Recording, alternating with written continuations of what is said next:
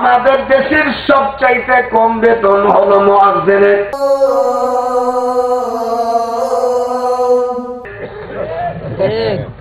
আমার বাড়ি নিজে বটবাড়ি দোয়ালগঞ্জ থানা সদরে।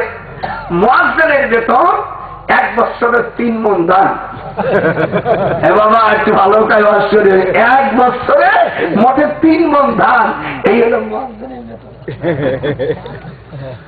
আর আল্লাহর নবীর হাদিস হলো কিয়ামতের ময়দানে সবার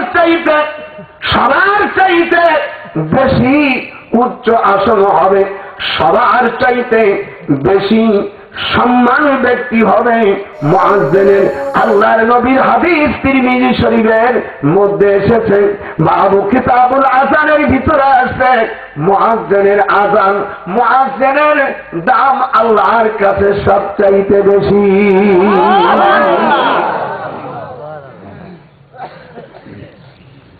ছেলেদেরকে মুয়াজ্জিন বানাবে।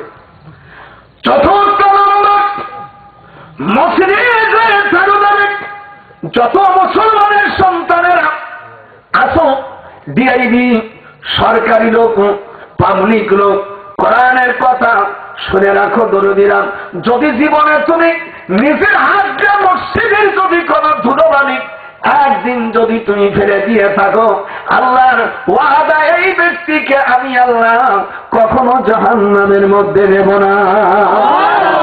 এখন যা আযম মিনাল মসজিদে বানাল্লাহু লাহু বাইতান ফিল জান্নাহ। ইবনে মাজার হাদিস, হুজুর বলেন যদি কোনো ব্যক্তি নিজের হাত দিয়ে আমি কাবা শরীফে প্রথমবার যখন যায়, আমি প্রথমবার সিজদার সময় নিজের চিত্তে দিয়া কাবা শরীফে একটু ময়লা গালের থেকে নিয়ে পকেটে রেখে দিলাম।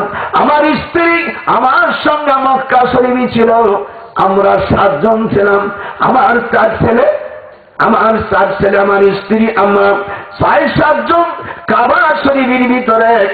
আর যতগুলো ওই টিস্যু মিশু দিয়া নাক ঝাড়ে এইগুলো ভরে ভরে আমার পকেটে ভরে বসে, এইগুলো আমি দেশে নিয়ে এসেছি। আল্লাহ নবী বলেন আমার কাবা শরীফকে যারা ময়লা সাফ করেছে, আমি আল্লাহ তাদেরকে বিনি হিসাবে জান্নাত দান করব। একটু ঘুষির টাকা দিয়ে একটু মসজিদ করতে দেওয়ার পরে মুয়াজ্জিন ইমাম সাথে থ্রেট মারায়।